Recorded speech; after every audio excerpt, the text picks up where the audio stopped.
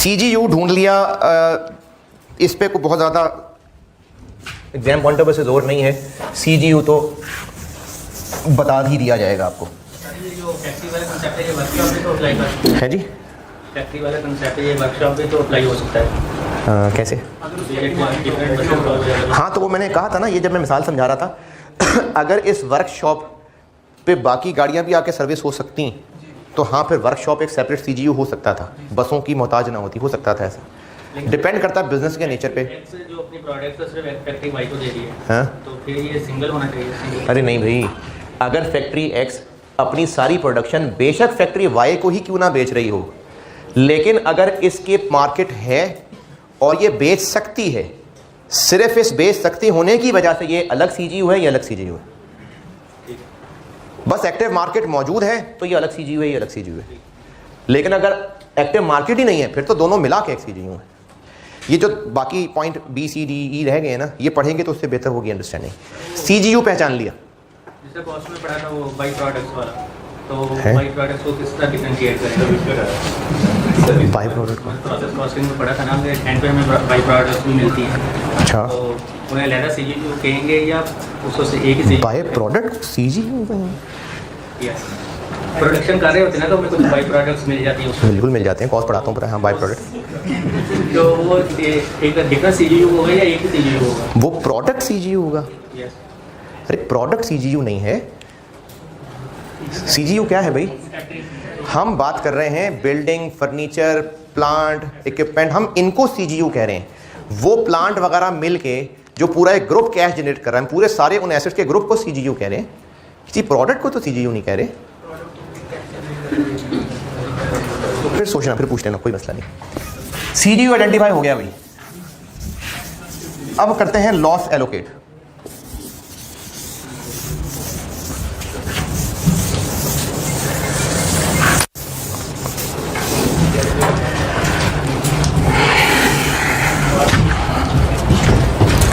अच्छा, loss allocate कैसे करना है ये आपको ना मैं सवालों से मुख्तलिफ वैरायटियाँ सिखाता हूँ। उसकी मैंने 3-4 बेसिक मिसालें बनाई हैं। पेज 1.2.2 क्वेश्चन 3 पढ़े मैं करता हूँ बोर्ड पे। इसको सॉल्व करते करते मैं आपको लॉस बांटना सिखाता हूँ। पेज 1.2.2। अच्छा, एक बार आप थोड़ा यूज टू हो जाएंगे ना, मैंने जिस तरह पेज की रेफरेंसिंग की हुई है तो फिर हो जाएंगे इसके आदि आप। 1.2.2 क्वेश्चन नंबर 3 पढ़ लीजिए। ये मैं बोर्ड पे सॉल्व करते करते आपको समझाता हूँ कि लॉस बांटना कैसे है।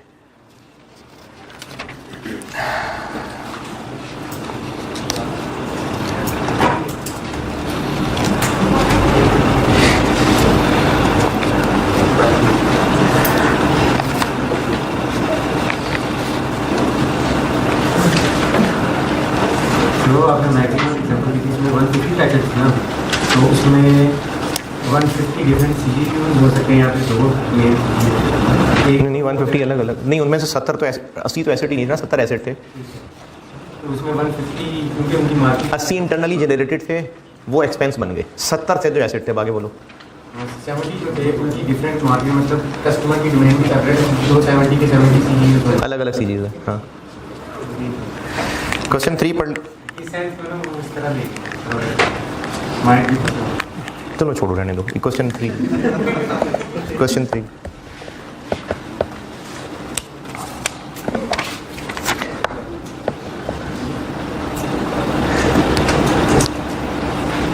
छोटे छोटे सवाल हैं, जल्दी जल्दी पढ़िएगा यार। क्वेश्चन 3 पढ़ ले तो मैं करूं बोर्ड पे। अब इसमें एक CGU है जिसके अंदर ये एसेट्स मौजूद हैं, लैंड है, बिल्डिंग है, प्लांट है, मशीनरी है, इक्विपमेंट है, फर्नीचर है और उसके नीचे गुडविल भी है। गुडविल भी है। अच्छा, अब ये गुडविल कहाँ से आ गई? एक बिजनेस, हम ना कंसोलिडेशन पढ़ेंगे एक चीज़, लेकिन आपने जो लोग रिपीटर हैं उन्होंने तो खैर पढ़ी भी है कंसोलिडेशन, लेकिन जो पहली दफ़ा भी पढ़ रहे हैं तो वो कैफ में कंसोलिडेशन पढ़ के आए हैं। तो उसमें जब कोई सब्सिडरी खरीदी जाती है तो उस पर गुडविल आ जाती है, ग्रुप फाइनेंशियल स्टेटमेंट पे, ग्रुप में। तो ये IAS 36 ग्रुप फाइनेंशियल स्टेटमेंट्स पे भी लगता है। कंसोलिडेशन में करेंगे हम ये चीज़ कवर। जो सब्सिडरी खरीदी, एक कंपनी P है, इसके CGU 1, CGU 2, CGU 3, 3 CGUs हैं और उसने कंपनी S को भी ख़रीदा हुआ। ये तो इसके अपने ज़ाती हैं, कंपनी S इसने ख़रीदी है। इस कंपनी S के ऊपर जो गुडविल अराइज हुई वो 240 मिलियन की गुडविल अराइज हुई।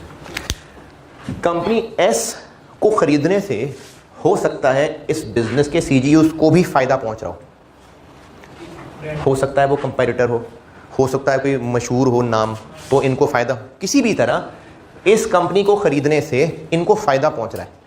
तो इस गुडविल को इन CGUs में मैनेजमेंट बांट देगी, इस गुडविल को इन CGUs में एलोकेट कर देगी। तो स्टूडेंट ने नहीं करना, स्टूडेंट को बांट के दी होगी, क्योंकि ये इंतहाई सब्जेक्टिव मसला होता है, तो आपको बांट के दी होगी। इस गुडविल को मैनेजमेंट इन CGUs में बांट देगी। इसको कहते हैं गुडविल को CGU को एलोकेट कर देना। तो हो सकता है कि जब बांटा गया हो तो इसके हिस्से में 70 आई हो, इसके हिस्से में 90 आई हो, कितनी हो गई 160, इसके हिस्से में 80 आई हो। इसको गुडविल को CGUs में एलोकेट करना कहते हैं। तो इसी तरह से इस CGU के हिस्से में 50 मिलियन की गुडविल आई है। तो इस CGU के एसेट्स हो गए land, building, plant and machinery, equipment, furniture और गुडविल। ये अब एक पूरा CGU है। आपको गुडविल एलोकेट करके दी होगी, ना की हो वो भी सीखेंगे अगली क्लासेस में। अब इस पूरे CGU की point number 4 fair value less cost to sell दी हुई है।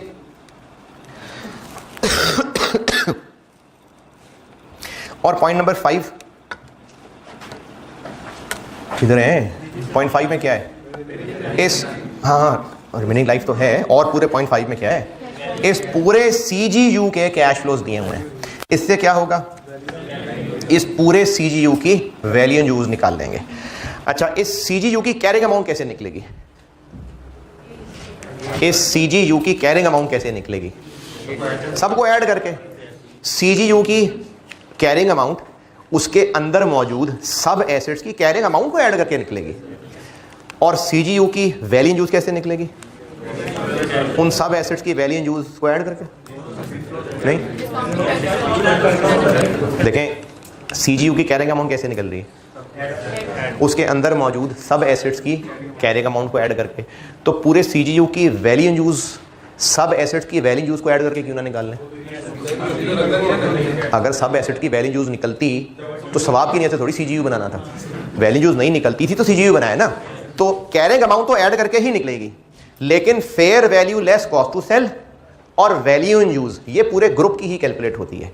तो पॉइंट नंबर 4 में आपको बता दी fair value less cost to sell, पता नहीं 4 में 3 में 4 में पूरे ग्रुप की पहला सेंटेंस अगला सेंटेंस नहीं, पहला सेंटेंस। पॉइंट 4 में पूरे ग्रुप की fair value less cost to sell बता दी, और पॉइंट 5 में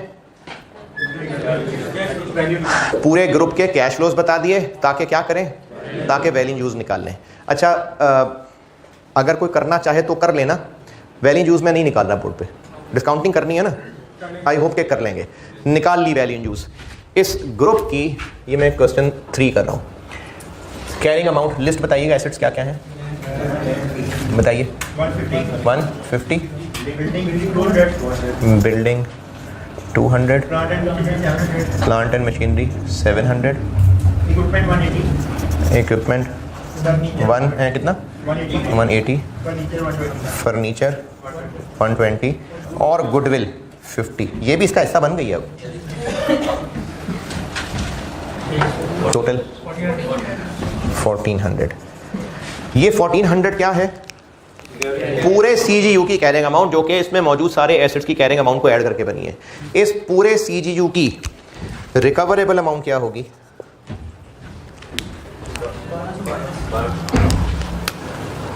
इस पूरे CGU की रिकवरेबल अमाउंट होगी पूरे CGU की fair value less cost to sell, जो कि 1200 है।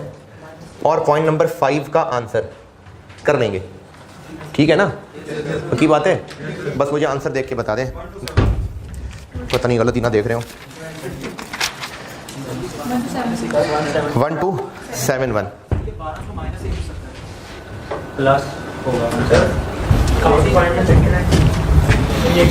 नहीं भाई, 1200 है।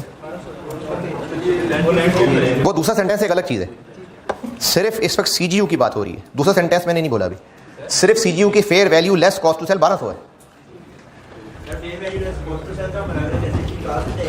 असल में ना, जब हमने CGU बना लिया ना, तो फिर हमने उस CGU को एज अ यूनिट देखना है। कि अगर ये पूरी फैक्ट्री किसी को बेचते तो कितने की बिकती, तो ये फैक्ट्री की fair value less cost to sell हो जाएगी। ये पूरी फैक्ट्री कितना कैश जनरेट करेगी, तो वो उस फैक्ट्री की वैल्यू यूज हो जाएगी। वैसे ऐसा हो सकता है कि सब एसेट्स की fair value less cost to sell को ऐड कर दें, लेकिन ये लॉजिकली ठीक नहीं है। जब हमने इसको ग्रुप कह दिया तो फिर ऐसा ही है कि पूरी फैक्ट्री किसी को बेचते तो कितने की बिकती, वो ये है। वैल्यू यूज कैलकुलेट कर ली 1 2, तो रिकवरेबल क्या हुई 1271 और इम्पेयरमेंट लॉस आ गया 12, ये आ गया इम्पेयरमेंट लॉस। ये जो इन सबको मिला के ग्रुप बनाया, ये ग्रुप सिर्फ इसलिए बनाया ताकि लॉस कैलकुलेट हो सके। क्या ऐसा है कि बैलेंस शीट में या नोट्स में ये land, building, plant and machinery अलग अलग रिपोर्ट होने की बजाय बस सीजीयू रिपोर्ट हो रहा होगा? नहीं, रिपोर्ट ये अलग अलग, यानी बुक्स में ये अलग अलग मौजूद हैं, फाइनेंशियल स्टेटमेंट्स में अलग अलग प्रेजेंट होंगे। ये सिर्फ लॉस कैलकुलेट करने के लिए पीडीएम बनाई थी। सबकी अपनी अपनी पहचान मौजूद है, सिर्फ लॉस कैलकुलेट करना था, हो गया लॉस कैलकुलेट। चूंकि ये सब अपनी अपनी हैसियत रखते हैं, सबके अपने अपने अकाउंट मौजूद हैं, तो इस लॉस को कहाँ कहाँ क्रेडिट, कहाँ कहाँ डेबिट करना है, इस लॉस को अब बांटना पड़ेगा। अब हम करते हैं लॉस की एलोकेशन। कितना लॉस है जो बांटना है 129, इसको अब बांटते हैं। इसको बांटने की एक तरतीब है। आप आइए पेज, कहाँ था मैं, पेज 1.1.7 पे आइए।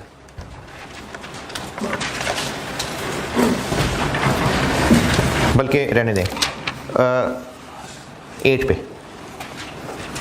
1.1.8 तकरीबन एंड पे हेडिंग है इम्पेयरमेंट लॉस फॉर सीजीयू।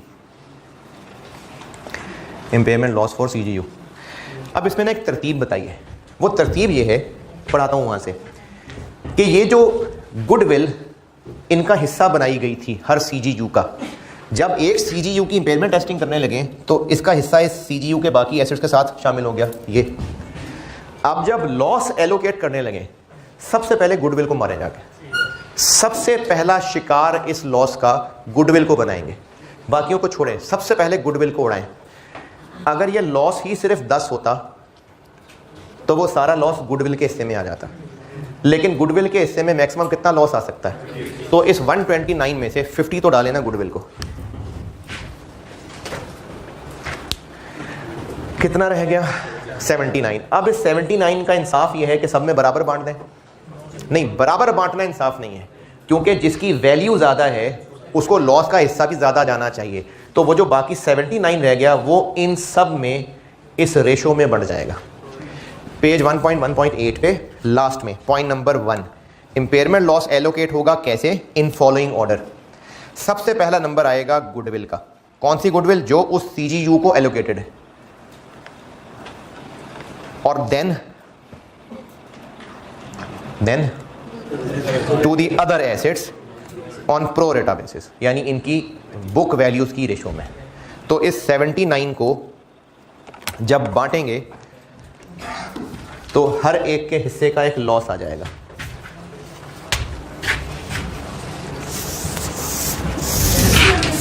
क्या जी, क्यों बुरा लगा है? होगा एलोकेट, बिल्कुल होगा। अभी करता हूं एलोकेट। जब हम इन सबको बांट देंगे, जब हम इन सबको लॉस बांटेंगे तो इसके लिए कुछ एहतियात बताइए IS 36 ने। रेशो में क्यों बांटना है, बराबर क्यों ना बांटें? ताकि फेयर रहे ना, ताकि जो ज़्यादा वर्थ वाला वैल्यू वाला एसेट है उसको ज़्यादा लॉस जाए, जो मासूम सा एसेट है उसको कम लॉस जाए। तो फेयर रहने के लिए रेशो बनाइए, लेकिन फेयर ही रहे और किसी एसेट को कुछ नाइंसाफ़ी ना हो जाए, इसके लिए एक लिमिट डिफाइन की गई है। लिमिट ये है कि इनमें से अगर किसी एसेट के बारे में किसी भी तरह fair value less cost to sell पता हो या किसी की वैल्यू यूज पता हो, जैसे इस सवाल में इनमें से किसी एसेट के बारे में इसमें से कुछ पता है, लैंड की fair value less cost to sell पता है, कितनी? लैंड की, पॉइंट नंबर 3 4 पता नहीं 170। तो जब ये बाकी लॉस, अच्छा बाकी किसको कह रहा हूं मैं, क्योंकि पहला लॉस का शिकार होगी गुडविल। जब बाकी लॉस बांटने लगेंगे तो बांटते हुए इन सब में किसी के साथ नाइंसाफी ना हो जाए, इसके लिए लिमिट अलॉट की गई है। और वो लिमिट है जिसकी ये फिगर्स पता हूं, जिसकी ये फिगर्स पता हूं उसके लिए भी एक लिमिट है। लेकिन पहले मैं इन दोनों की बात करता हूं।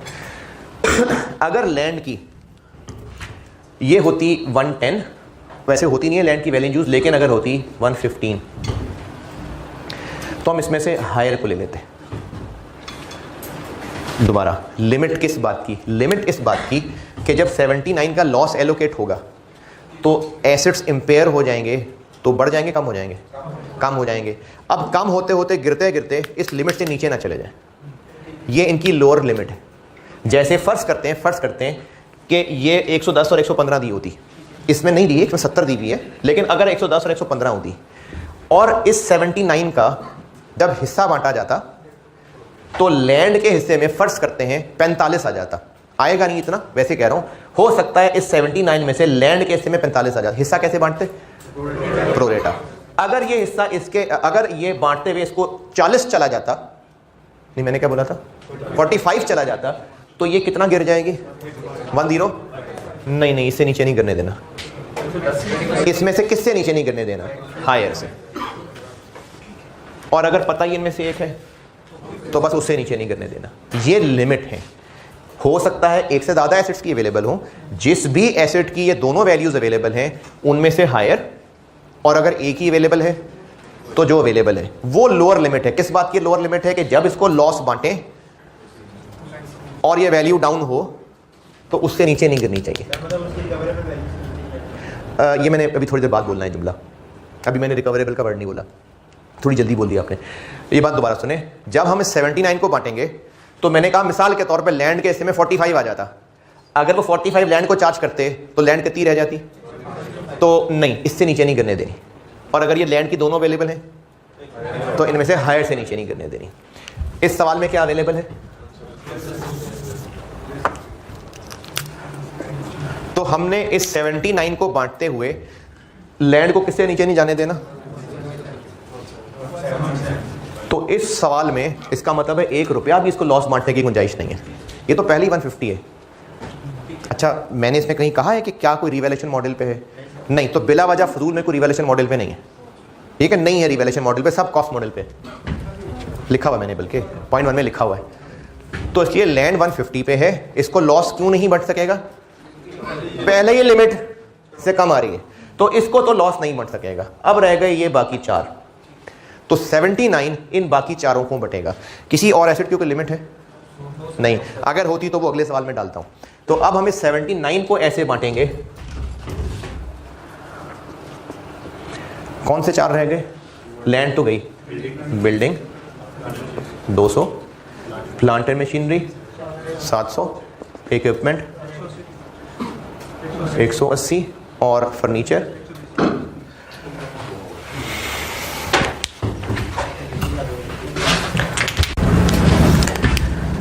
फर्नीचर 120। अब हमने 79 को बांटना है इनको आपस की रेशो में, इसका टोटल क्या बना 1200। इस रेशो में बांटना है 79 को, तो 79 into 200 over 1200, 79 into 700 over 1200, 79 into 180 over 1200।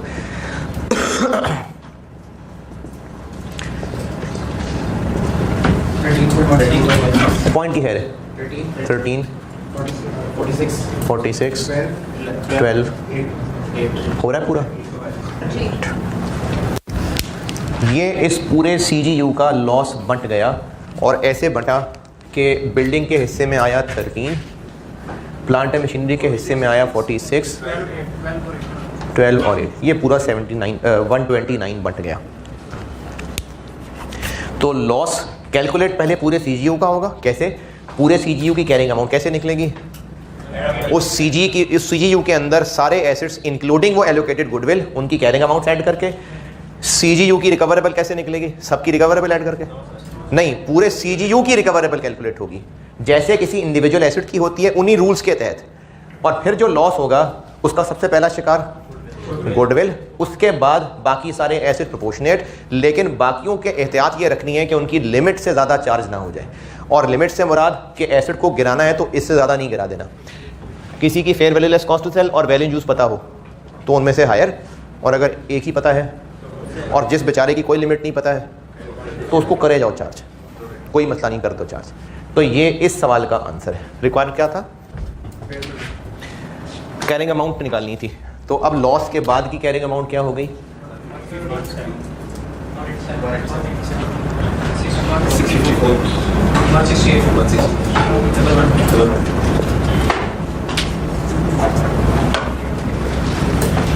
ये क्वेश्चन 3, इसमें कोई एतराज़ है तो पूछें, फिर क्वेश्चन 4 पढ़ लें। इसमें कोई एतराज़? जी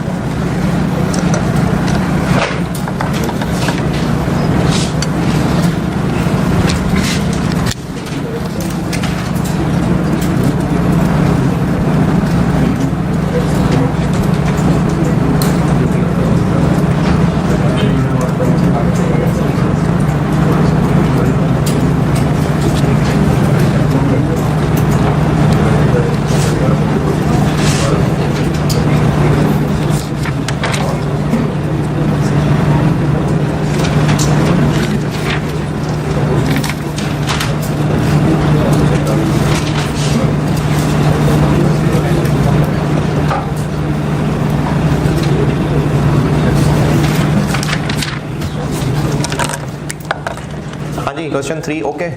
चलें क्वेश्चन 4 पढ़े, मैं करता हूँ।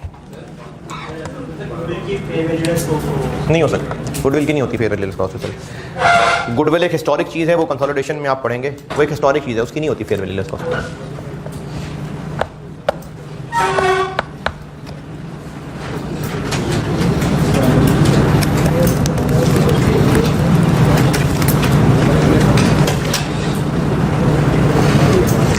हाँ जी, क्वेश्चन 4।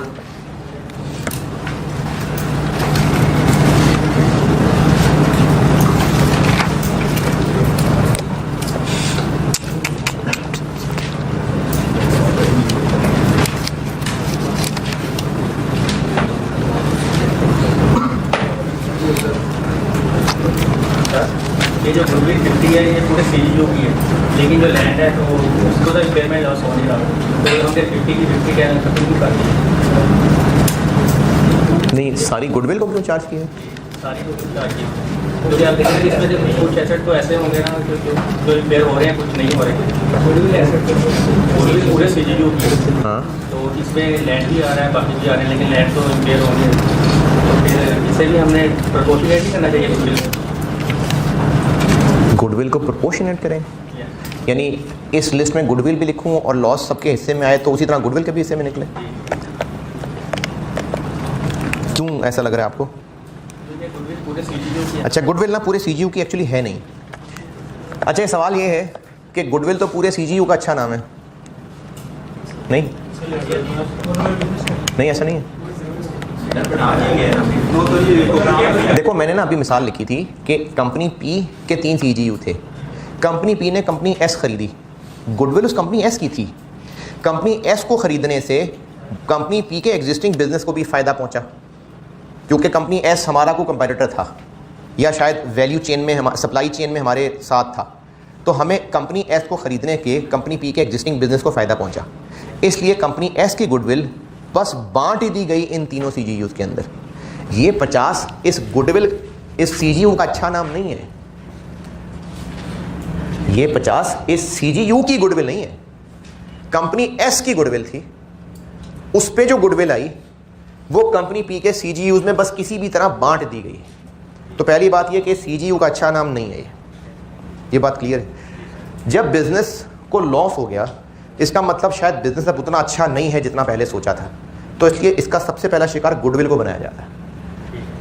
अगर बिजनेस लॉस में जाने की उम्मीद है तो मतलब अब सबसे पहले नाम बुरा होगा, जब कोई बिजनेस लॉस में जाता है ना, सबसे पहले उसका नाम इफेक्ट होता है, इसलिए शायद सबसे पहला शिकार गुडविल को रखा गया, तो इसलिए सबसे पहले गुडविल चार्ज होती है।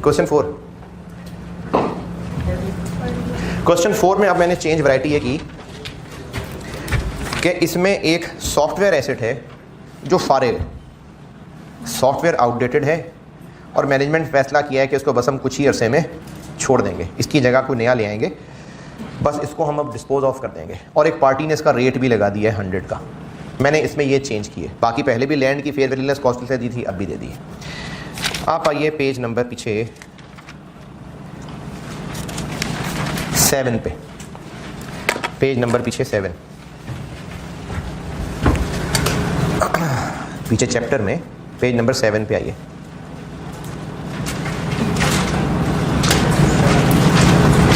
पहुंचे? सबसे आखिर में एक पॉइंट लिखा हुआ है, पॉइंट नंबर 1 लगा हुआ है, इसको टाइमिंग ऑफ इम्पेयरमेंट टेस्ट। पहुंचे? अभी ठहरे, अभी नहीं पढ़ना। उसमें लिखा ये हुआ है कि जब एक पूरे CGU की इम्पेयरमेंट टेस्टिंग करें, हो सकता है कि इनमें से कोई एक एसेट बिल्कुल चीख के बता रहा है कि मेरी करो पहले इम्पेयरमेंट टेस्टिंग, यानी इतना क्लियर है कि इसमें से कोई एक एसेट पक्का इम्पेयर हुआ पड़ा है, तो CGU को रहने दें, पहले उसको चेक करें, पहले उस नहीं उस CGU से भी पहले। गुडविल तो CGU का हिस्सा है ना। अगर CGU के अंदर कोई एक एसेट ऐसा है जिस एसेट के हालात इतने ख़राब हैं कि उस पर हुई पड़ी है इम्पेयरमेंट, तो CGU पे बाद में आएंगे, पहले उस एक एसेट की इम्पेयरमेंट इंडिविजुअली करके देख लें, होती है तो कर दें चार्ज, हो गई, अब उसके बाद CGU की तरफ रुख करें। ये पहले अंग्रेजी पढ़ लें, फिर सवाल पे आता हूँ। At the time of impairment testing a cash generating unit to which goodwill has been allocated, यानी ये वाला CGU, there may be an indication of an impairment of an asset within the unit. In such circumstances, the entity tests the asset for impairment first. मतलब impairment हो जाए वो CGU से relevant है? नहीं, मैंने ये कहा है कि जब इस CGU की इम्पेयरमेंट टेस्टिंग करने लगे हैं, तो आप पहले ये देख लें कि इसके अंदर कोई ऐसा एसेट तो नहीं जो पक्का इम्पेयर हुआ नजर आ रहा है। पहले उस एसेट की इम्पेयरमेंट टेस्टिंग कर लें, कोई लॉस वॉस बनता है तो पहले चार्ज कर लें। वो तो ऑलरेडी सर हो जाएगी। कैसे हो जाएगी? इम्पेयरमेंट कर रहे होंगे। किसकी स्पेसिफिक इम्पेयरमेंट कर रहे होंगे? अच्छा ठीक है, CGU में अगर कोई एक एसेट इंडिविजुअली नजर आ रहा है कि इम्पेयर होना है, पहले उसको इम्पेयर करें, उसके बाद वो करें जो 20 साल में किया था।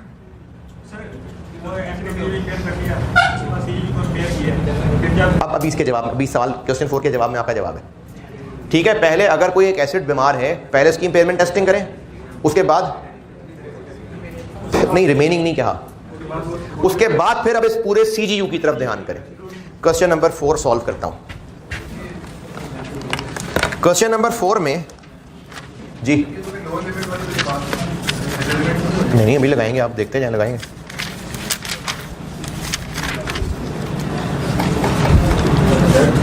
जी जी अगर ये कवरेबल अमाउंट है कैसे एसेट की कवरेबल और CGU की भी कवरेबल, तो उसमें से उसको रिमूव करेंगे।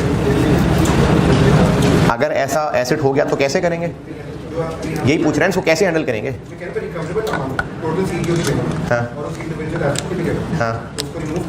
हाँ तो यही पूछ रहे हैं ना कि कैसे करेंगे। हाँ तो क्वेश्चन 4 कर रहा हूँ ना, क्वेश्चन 4 में बताता हूँ।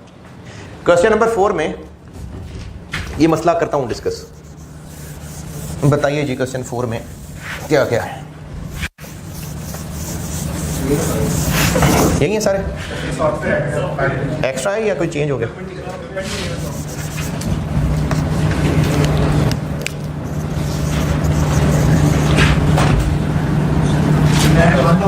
$1,000, $1,200। अच्छा, एक तरह से मैंने पीछे सोल्यूशन में सॉल्व किया हुआ है, वो भी ठीक है, और एक तरह से मैं बोर्ड पे करके दिखाने लगा ताकि दोनों वैरायटी आ जाए। एक बार बोर्ड पे करके दिखा रहा हूँ, फिर पीछे सोल्यूशन से दिखा दूंगा कि मैंने उसको कैसे किया है, एंड रिजल्ट सेम निकलेगा। प्लांट एंड मशीनरी, सॉफ्टवेयर नहीं लिखता अभी। फर्नीचर 500, गुडविल 100, नहीं सॉफ्टवेयर नहीं लिखा मैंने। ये उसके अलावा मैंने बाकी सारी कैरिंग अमाउंट लिख ली। इस CGU के अंदर सॉफ्टवेयर भी है जिसकी कैरिंग अमाउंट कितनी है? 300 है। इस सॉफ्टवेयर को बस हम बेचने का फैसला कर ही चुके हैं। और ये मैंने पिछली क्लास में बताया था कि अगर एक एसेट बस तकरीबन बेचना ही है तो उसकी वैल्यू यूज़ भी और fair value less cost to sell भी सेम होगी। चूँकि बस अब बेचना ही है उसको, तो fair value less cost to sell भी वही होगी और वैल्यू यूज़ मतलब उससे कैश के आना है वो भी वही होगा। तो इस सॉफ्टवेयर की fair value less cost to sell या वैल्यू यूज़ कितनी हुई? 100। लास्ट पॉइंट, सॉफ्टवेयर आउटडेटेड है और मैनेजमेंट बस इसको फारिग करने लगी है और इस सप्लायर ने 100 का रेट लगा भी दिया हुआ है। तो इस सॉफ्टवेयर की fair value less cost to sell भी 100 और वैल्यू यूज़ भी 100। यानी ये एक ऐसा एसेट हुआ जिसकी वैल्यू यूज़ भी पता है, fair value less cost to sell भी पता है। हम इंडिविजुअली इसकी कर सकते हैं इम्पेयरमेंट टेस्टिंग। कितनी कैरिंग अमाउंट? 300 और रिकवरेबल अमाउंट 100। तो पहले तो उसको फारिग करें ना, लॉस में से पहले तो सॉफ्टवेयर का हिस्सा आ गया 200। ये मैंने अलग से एक जगह लिख लिया, इस टेबल में नहीं लिखा, मैंने अलग से एक जगह लिख लिया कि लॉस में सॉफ्टवेयर का हिस्सा आ गया 200। इसको इंडिविजुअली कर लिया हमने इम्पेयर। अब सीजीयू की तरफ रुख करते हैं। अब जब ये काम कर लिया, ये 200 वाली बात, अब बचा कुचा कितना रह गया? ये 100 है। पहले उस एसेट को इम्पेयर कर लिया, हो गया। अब उसको सीजीयू का हिस्सा बनाया। अब सीजीयू की बात करते हैं। सीजीयू की कैरिंग अमाउंट देखिए 4700, ये हो गई इसकी कैरिंग अमाउंट। और सीजीयू की रिकवरेबल अमाउंट कह के ही गिवन है शायद, हाँ जी 4100। तो फिर इम्पेयरमेंट लॉस हुआ इस पे 600। क्या ये एंड आंसर में पहले ही लिख लिया इसको। यानी इस सवाल की रिक्वायरमेंट क्या है? कैरिंग रिवाइज कैरिंग अमाउंट ना, अंदर साइड पे कहीं मैंने लॉस लिख लिया कि 200 इसका हिस्सा आ गया। अब जब इस 600 को बांटना है, अब ये इस सीजीयू का लॉस है 600 और ऐसे ही बांटेंगे जैसे क्वेश्चन 3 में बांटा था। सबसे पहला शिकार क्या एलोकेट ना करते? अच्छा अभी जो कर रहे हैं ये ठीक है? अभी अगर रहने दो, ये ठीक है कि नहीं? हाँ बस ठीक है, अभी अगर का जवाब बाद में देता हूँ। 600 का लॉस सबसे पहले किसको बटेगा? गुडविल को, उसके बाद बाकियों में। अच्छा इन बाकियों में सॉफ्टवेयर की लिमिट अवेलेबल है। सॉफ्टवेयर की fair value less cost to sell 100 है, वैल्यू इन यूज 100 है। तो सॉफ्टवेयर को 100 से नीचे नहीं गिराना, 100 से नीचे नहीं गिराना, तो बस इसको कोई लॉस नहीं, क्योंकि अलग से इसको कर लिया था इसलिए अब इसको नहीं लॉस आया। सीजीयू का हिस्सा बनने के बावजूद इसको अब लॉस नहीं आया। क्यों? पहले ही कर लिया इसको जो करना था, तो अब इसको तो लॉस नहीं आया। अब ये बाकी जो 500 बचा है ये इन सब में बटेगा। कैसे? जैसे पहले बांटा था। लैंड की लिमिट है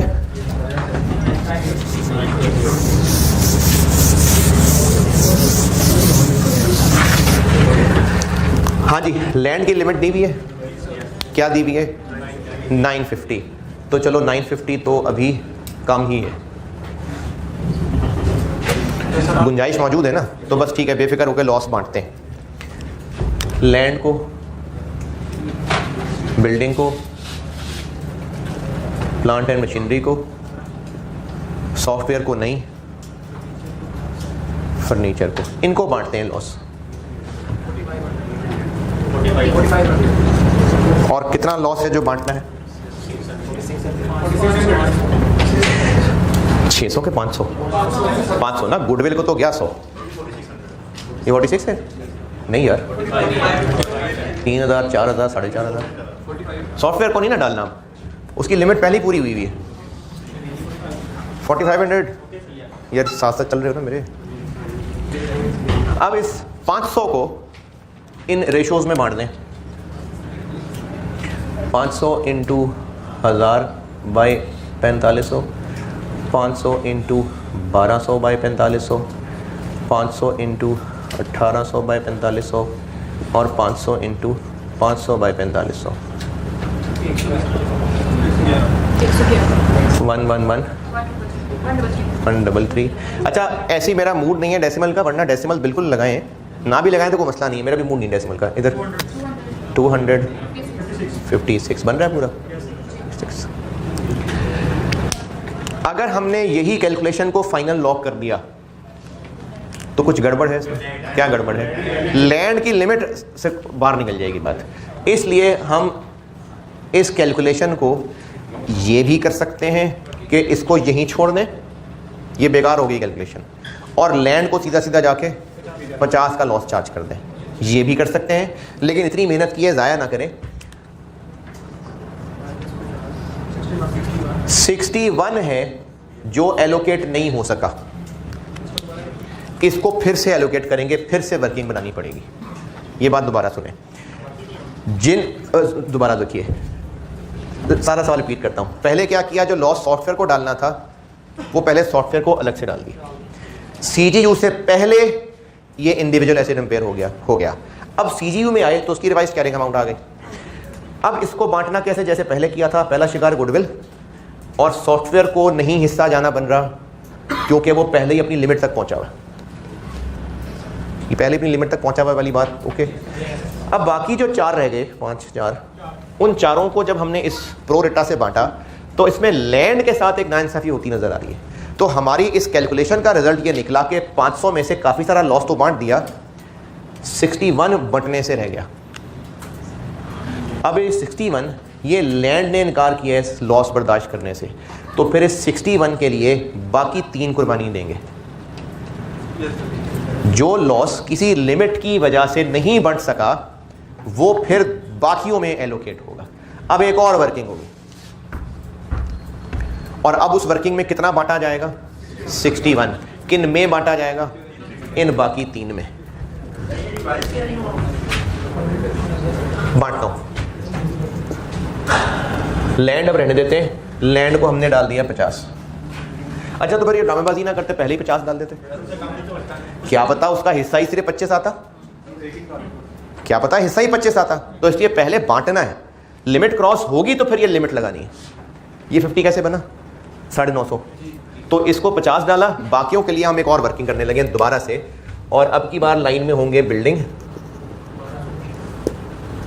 प्लांट एंड मशीनरी और फर्नीचर। अच्छा, अब मैं इनकी अमाउंट्स क्या लूँ? ज़रूरत नहीं है, रेशो तो वही है ना। देखें, इनमें से चाहे तो ये लॉस माइनस कर दें पहले और बाद में आंसर आए वो ले लें, तो उस बाद वाले की भी रेशो वही होगी जो इनकी रेशो। तो बस ठीक है, 1200 1800 500 ही ले लें। तो 1200 1800 और 500 कितना बना? 3500। और अब ये सारा मेहनत किस लिए हो रही है? 61 को बांटने के लिए।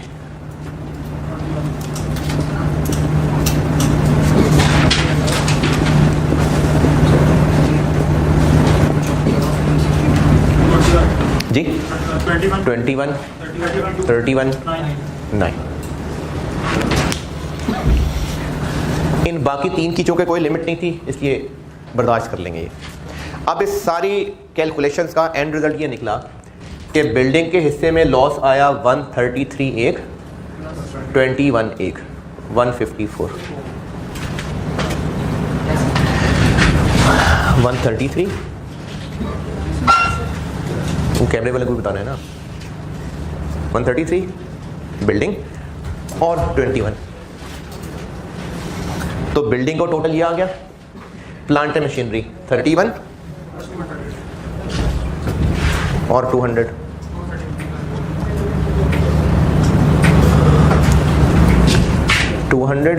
और 31। फर्नीचर को कितना आया? 9 और 56।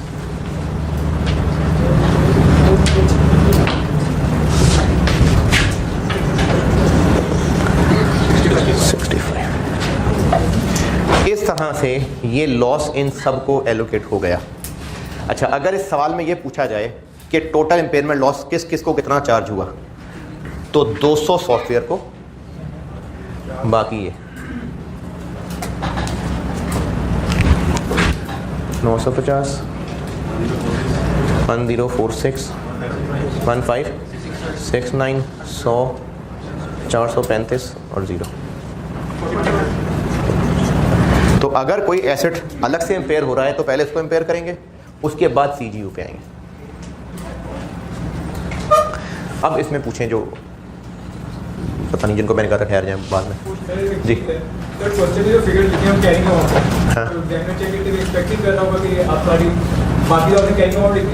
और मैं मेंशन करने की जरूरत नहीं है कि इसको पहले 100 पे लिखा है, ये 200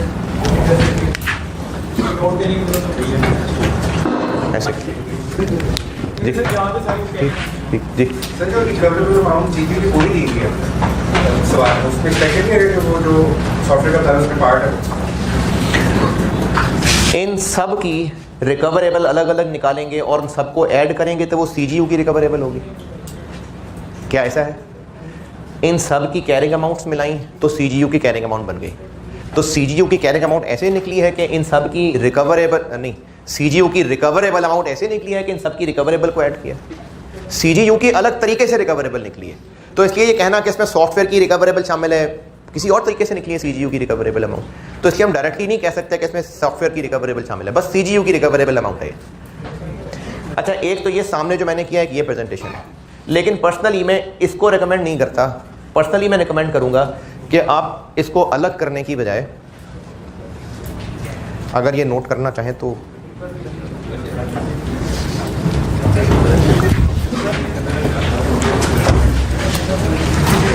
मैं पर्सनली रिकमेंड ये करूंगा कि इसका सलूशन खोलिए सवाल का।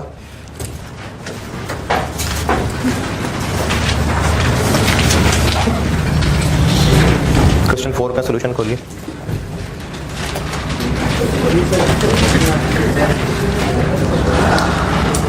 पहुंचे? यहां मैंने 300 ही लिखा हुआ इधर। अब जब यहां 300 ही लिखा रहा तो ये टोटल क्या हो गया? 49 हो गया। ये क्या आ गया? 800। लेकिन इस 800 में से सबसे पहला तो 200 का लॉस सॉफ्टवेयर का है, 200। तो 200 तो सीधा सीधा इधर डाल दें, फिर 100 गुडविल को डाल दें। 800 में से बाकी क्या रह गया? तो वो यही 500 है। यानी हमने लॉस इकट्ठे एक ही वर्किंग में कर लिया, बजाय इसके कि पहले इसको अलग लॉस डालें फिर बची हुई वैल्यू यहाँ लिखें। तो अगर यहाँ पर 300 ही लिख दें तो लॉस 600 की बजाय 800 आ जाएगा। उसमें से 200 ये डालें, फिर गुडविल, फिर बाकी 500, तो एंड रिजल्ट वही निकलेगा। तो वो भी प्रेजेंटेशन का तरीका है, मैंने पीछे वैसे किया हुआ। अब आप अगर बोलिए क्या कह रहे थे जी।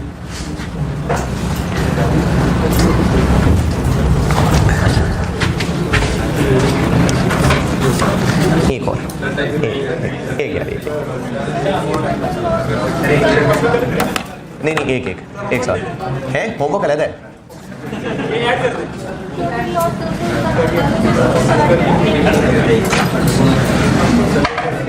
ना होता 200 से कम ना होता, फिर सवाल का फायदा ही ना होता।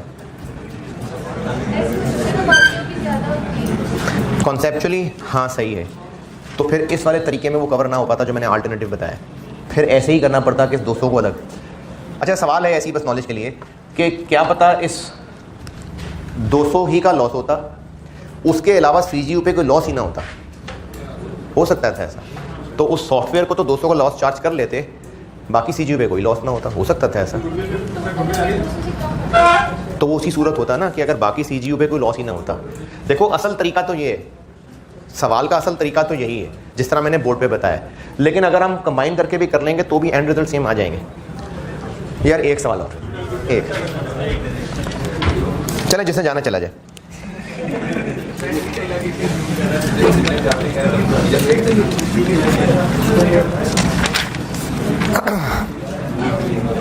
क्वेश्चन नंबर 5,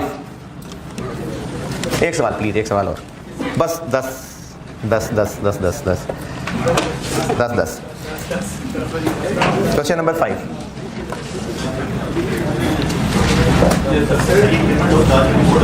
क्या बात? ऑर्डर ही तो बताया यार। अगर तो हम कंबाइंड सवाल कर रहे हैं वो बताऊं या जो पहले मैंने किया था वो? तो पहले जो पक्का इम्पेयर्ड है पहले वो, फिर सीजीयू की बारी आएगी, यानी फिर गुडविल, फिर प्रोरेटा। क्वेश्चन 5 पढ़िए, क्वेश्चन 5।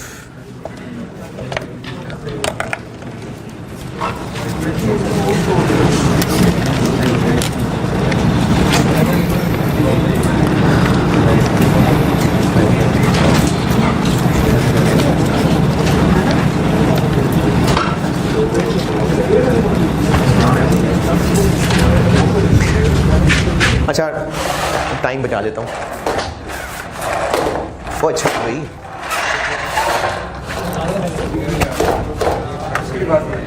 यार मैं तो टाइम बचाना चाह रहा था आपको। को पासवर्ड लगा बस, कैसे करूँ, क्या करूँ?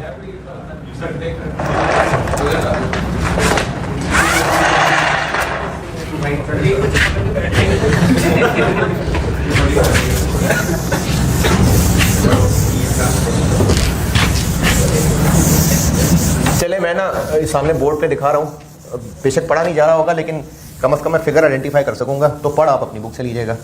सवाल पढ़े, मैं वो जो सॉल्व करने का टाइम लगना था वो बचा रहा हूँ बस।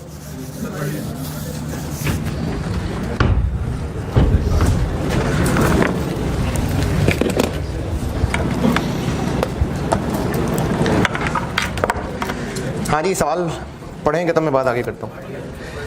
चलें, सवाल पढ़ लिया। आप आइए पेज 6 पे, पीछे पेज 6 पे आ जाइए।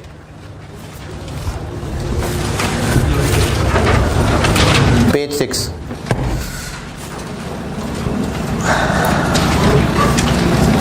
जी पेज 6।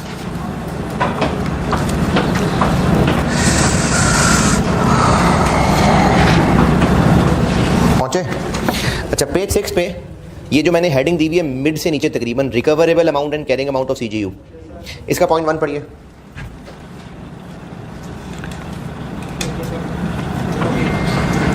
ओके, क्या मतलब है इसका?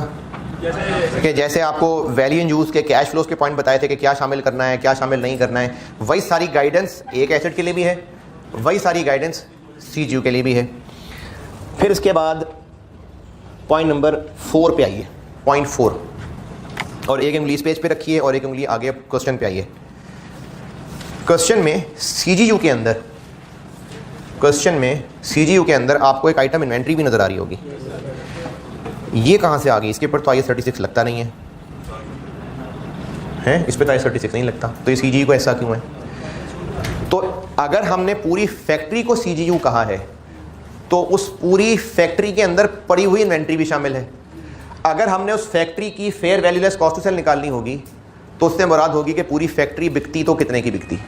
तो हो सकता है कोई चलती हुई फैक्ट्री ख़रीदता तो स्टॉक समेत ख़रीदता, उसके बगैर कोई ख़रीदने को तैयारी ना होता। तो फॉर प्रैक्टिकल रीजंस ऐसा हो सकता है कि सीजीयू की जो रिकवरेबल अमाउंट निकले वो कुछ ऐसे एसेट्स के शामिल होते हुए निकले जो टेक्निकली IS36 के अंदर नहीं फॉल करते। दोबारा, फॉर प्रैक्टिकल रीजंस ऐसा हो सकता है कि किसी सीजीयू की रिकवरेबल अमाउंट कुछ ऐसे एसेट्स को भी शामिल करके ही निकल सकती हो जो एज इट इज, जो एसएच IS36 के एप्लीकेशन में नहीं आ रहे होते, लेकिन मजबूरी है उनकी रिकवरेबल अमाउंट उसके बगैर निकलती नहीं है। जैसे इस मिसाल में इन्वेंट्री सीजीयू का हिस्सा अगर बनाई गई है तो यकीनन इसलिए बनाई गई होगी कि इस फैक्ट्री की रिकवरेबल अमाउंट उसमें पड़े हुए स्टॉक के बगैर निकल ही नहीं पा रही थी।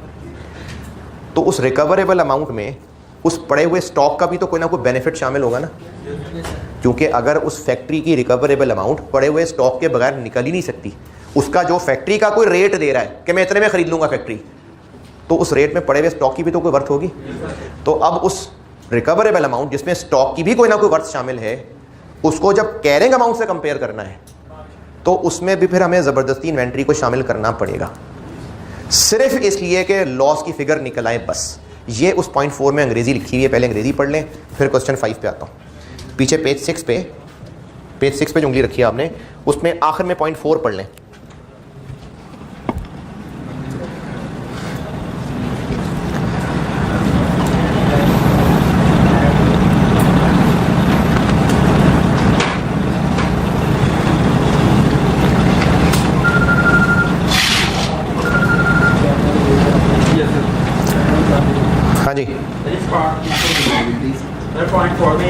पार्ट ऑफ सीजीयू के 1 से 136 है।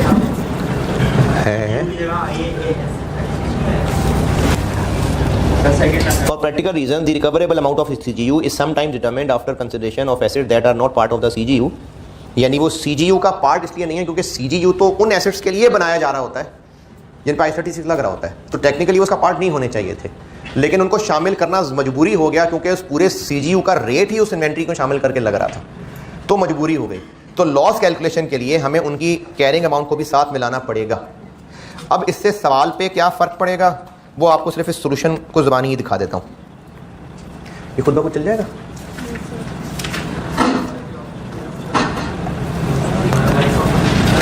पहले ये तो चले ना, ये खुद ही हो जाएगा या करना पड़ेगा उसको?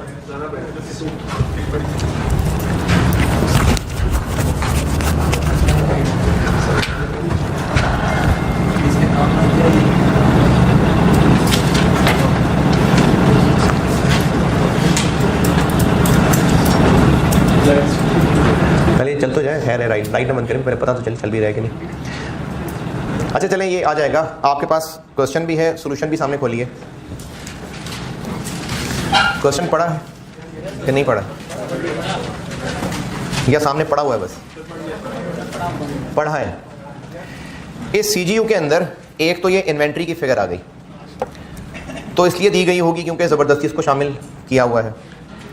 फिर इसके अलावा सारी प्लांट एंड मशीनरी नहीं, कुछ प्लांट एंड मशीनरी बुरी तरह हो गई है डैमेज। Point number 3।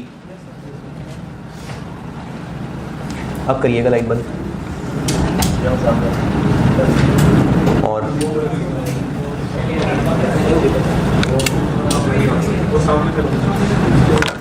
कहाँ से?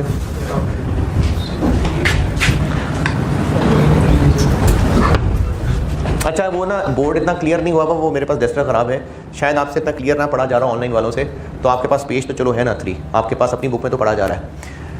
ये एसेट्स हैं CGU में, और पॉइंट 3 में लिखा हुआ है कि एन आइटम ऑफ, सारा प्लांट नहीं, सारा प्लांट कितने का है? उनमें से कुछ प्लांट है जिसकी बुक वैल्यू 120 है, यानी इसमें से 120 वो बुरी तरह से डैमेज है, बिल्कुल फारेग है। It has been assessed at beyond repairs, it will be disposed of shortly.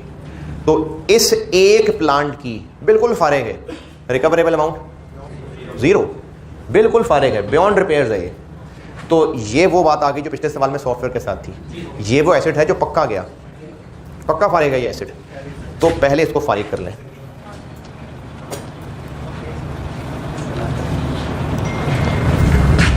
पहले 120 फारिग हुआ, पहले 120 फारिग कर लिया,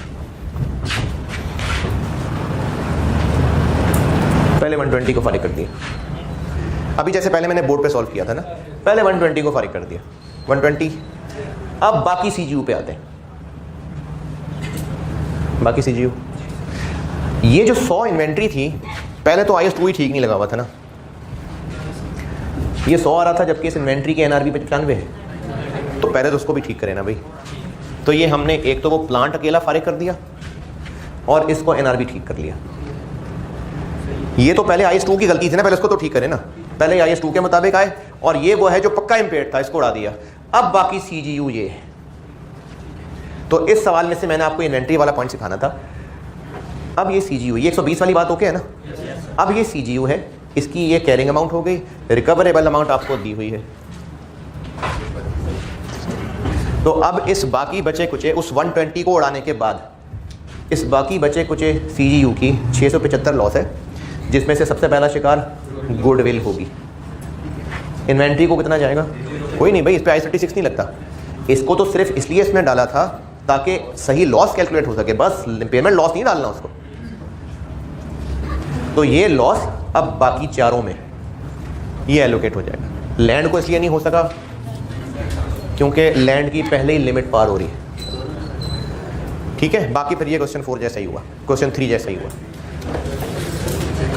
ठीक है। अब आप अगर सॉल्यूशन देख भी आए तो वो भी मेरे लिए काफ़ी है। क्वेश्चन नंबर 6, ये कैफ का एक सवाल है पुराना, लेकिन ठीक है, अच्छी कैलकुलेशन की प्रैक्टिस हो जाएगी। क्वेश्चन नंबर 6, इसको अगर देख भी लें, सॉल्व हुआ तो भी काफ़ी है। वैसे तो देखेंगे ही मेरे इस कहने के बाद, सॉल्व क्या करना है कर लेंगे तो चलो अल्लाह अजर दे उसको, इसकी शादी कराए जल्दी, लेकिन अगर नहीं तो कम से कम इसका सलूशन भी देख लीजिएगा।